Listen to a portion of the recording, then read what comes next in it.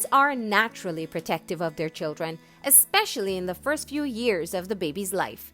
For the past few years, we have seen an increase in messages promoting the practice of exclusive breastfeeding for the first 6 months of baby's life.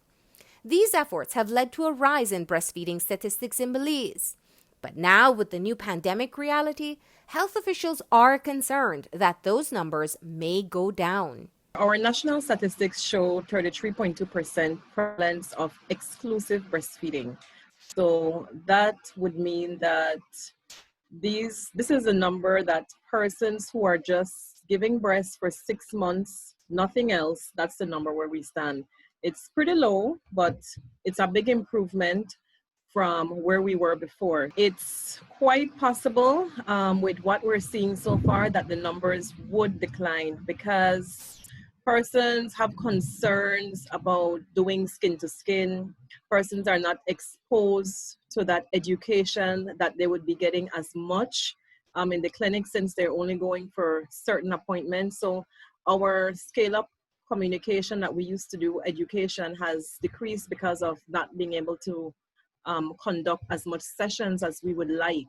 The biggest challenge in today's reality is that breastfeeding advocacy and guidance usually starts during pregnancy, when a woman visits her clinic for checkups.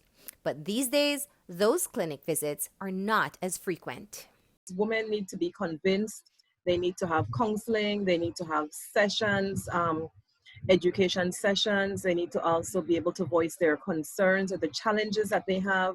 And if they're not visiting the clinics as much due to the situation and people are not on the ground doing as much sessions, we would expect a decline. We know that the concern is there that women might feel it's safer to not have the baby close to their breast or not have the baby close to them as a protective means. But we follow the World Health Organization protocols, and it's still advisable to do the skin-to-skin contact. And this is even when the child is born. Within the first hour or first 2 hours, they should have skin-to-skin contact, and the baby should be exposed to the breast. According to the World Health Organization, as of June 2020, at present, data are not sufficient to conclude vertical transmission of COVID-19 through breastfeeding. In infants, the risk of COVID-19 infection is low. The infection is typically mild or asymptomatic, while the consequences of not breastfeeding and separation between mother and child can be significant. At this point, it appears that COVID-19 in infants and children represents a much lower threat to survival and health than other infections that breastfeeding is protective against. Breast milk is the best form of nutrition that a baby can get. It has all the nutrients, so we're looking at all the vitamins, all the minerals that the baby needs.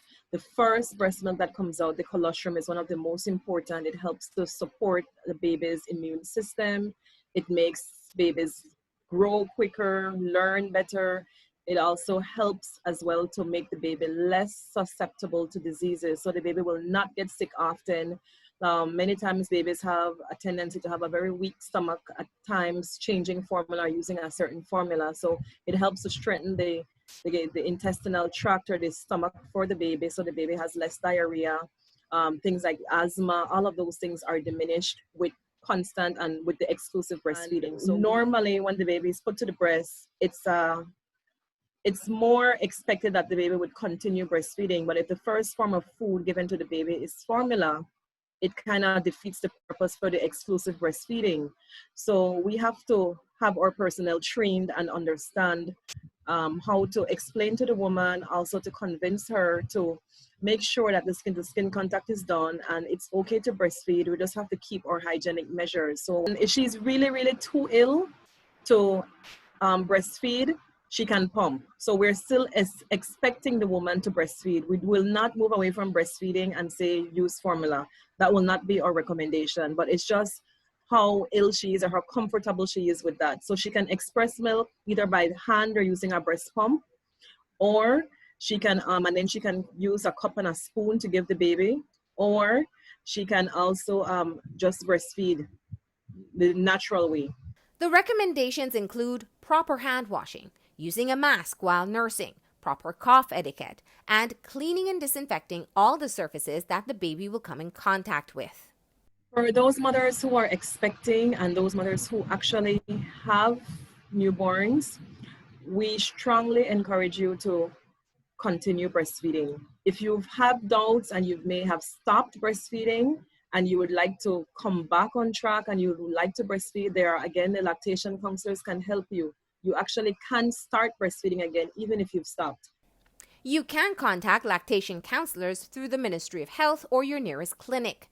The critical thing to remember is that even in a pandemic, breast is still best.